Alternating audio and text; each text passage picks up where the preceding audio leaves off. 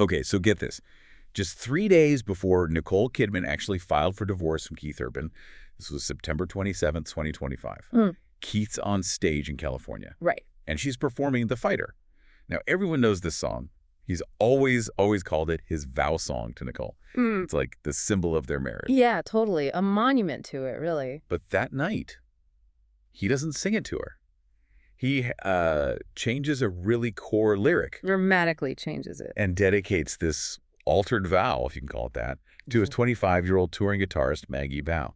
He sings, "When they're trying to get to you, Maggie, I'll be your guitar player." Wow. And then Maggie Bow herself just pours gasoline on it. Oh, yeah.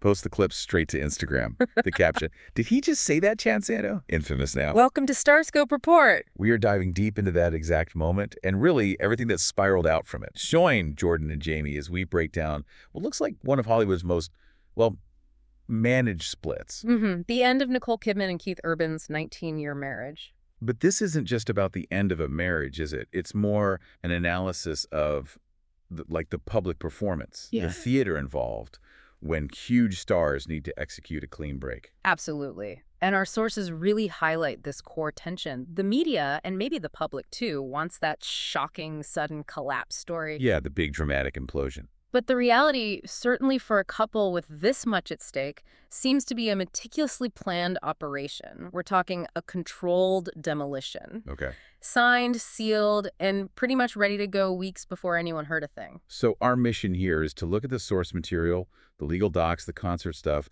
the PR spin from both sides, and figure out the strategy, how they tried to manage public perception, control that first version of the story. Let's start right there, with that first public move after the news broke. Every crisis kind of needs that opening statement, right? Right.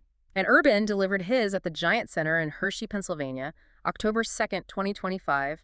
That's just 48 hours after the filing went public. And that stage basically became his command center. Every little thing he did was under the microscope. It really felt like he was sending two different messages at the same time. Which is where the strategy comes in. This idea of narrative compartmentalization. Exactly. Look at the visuals first. During Heart Like a Hometown, there's a slideshow. Okay. And it still included a specific photo, Nicole Kidman, but with their two daughters, Sunday Rose and Faith Margaret.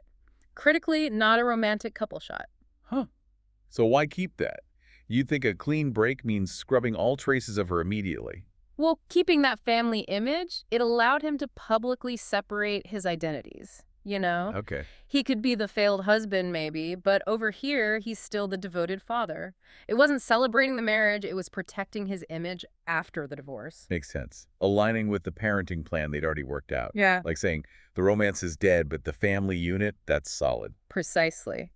Now, contrast that image he kept with the sound of what he erased. The Fighter.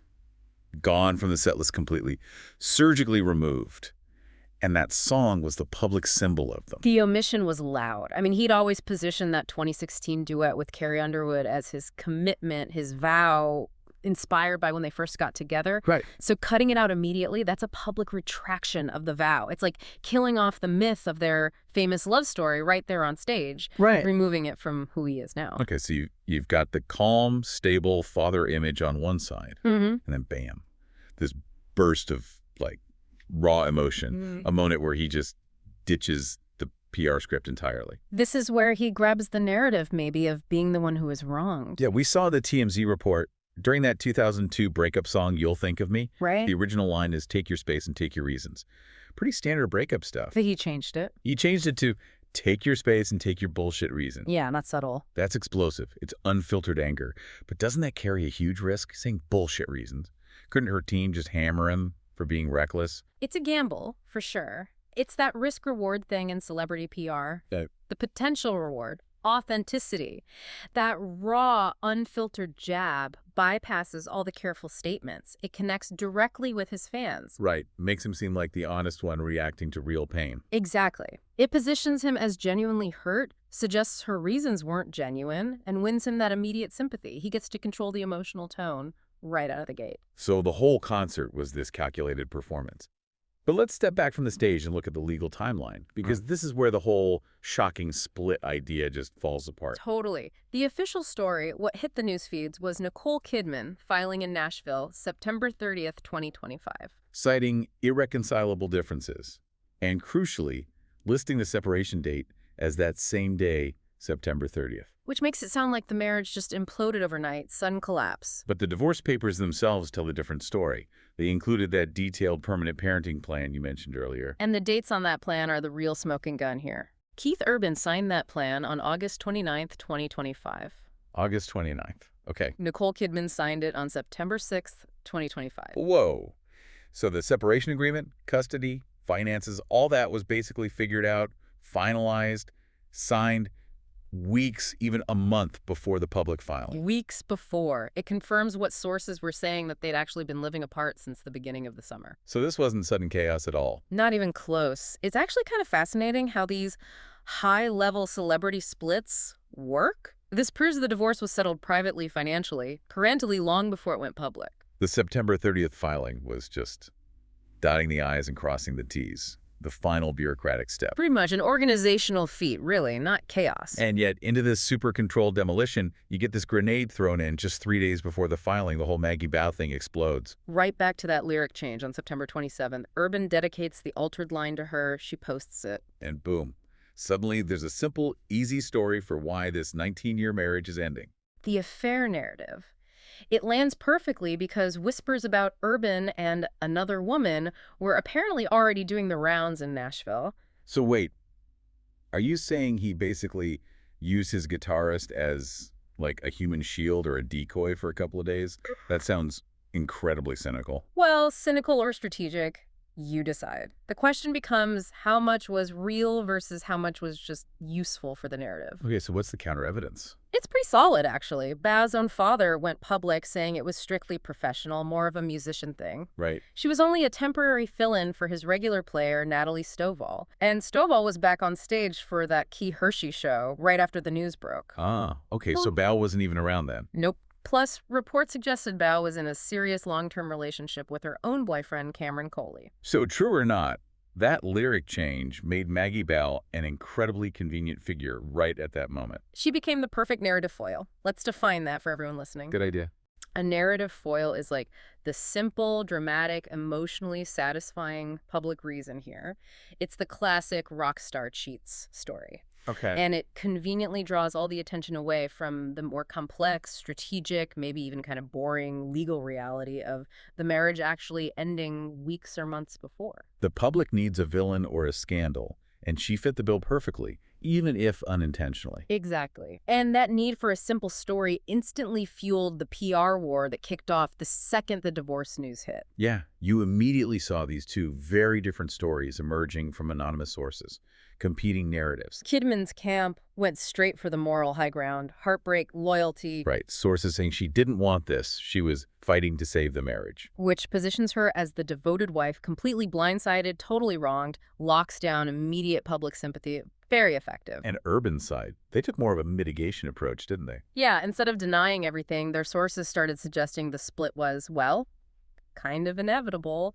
That Urban had just been going through some stuff, making questionable choices, basically floating the midlife crisis theory. The midlife crisis angle is pretty clever PR, actually. How so? It generates some sympathy, like he's struggling, he's not just being malicious while still admitting some level of fault. Okay. It gives a reason for maybe reckless behavior, like that lyric change, without saying he was deliberately cruel or deceitful. Right. Makes him seem flawed, human, much more relatable for his fans than being painted as a cold villain. And then you see them launch their new identities almost. Their first public appearances post-split felt very strategic. Very much so. Urban stayed on tour, pepped arriving on a private jet, wedding ring already gone. Reinforcing that working musician back in control vibe. While Kidman went the high-profile charity route, appeared at the AmFAR Gala in Dallas October 4th, poised, elegant black gown, also wingless. Projecting that A-list resilience, the dedicated philanthropist. Grace under pressure. Both were signaling, non-verbally, our core professional brands, musician, actress, are intact. Maybe even stronger now, unburdened. It really is a masterclass in sending messages without saying a word. And of course, as soon as the split is official, the public goes into overdrive looking backward. Oh, yeah. The red flight hunt begins. Suddenly, everyone's an expert. Resurfaced clips go viral, like Urban shutting down questions about Nicole back in 2024. That awkward. You never know. Anyway, moving on. And body language experts dissecting their last public outing, that FIFA match in June, talking about her tension and his striking lack of eye contact. So when you pull it all together, this whole orchestrated performance, what does it really tell us about celebrity power and managing a crisis? I think the main takeaway is just inescapable. For celebrities at this level, divorce isn't just an ending. It's a full-blown public rebranding exercise. Urban's Hershey concert was basically his relaunch party. Absolutely. In one single night, he performed multiple roles. The angry ex, the devoted dad, the liberated artist. Every choice, keeping the family photo, cutting the vow song, the lyric change was intentional, a performance to shape that first draft of history. And that urge we all feel, to immediately dig through the past for clues, the awkward interviews, the body language, maybe it's less about finding the objective truth. And more about satisfying our own need. Yeah, like our psychological need to make chaotic, unpredictable things feel neat and solvable. We want to believe we could have seen it coming. Because the alternative that life is messy, relationships just end, often months before the paperwork says, so that's much less satisfying than solving the puzzle of who betrayed whom. You've been listening to Starscope Report, where Jordan and Jamie uncover the stories shaping Hollywood, music, and pop culture. Thanks for tuning in, and we'll catch you next time.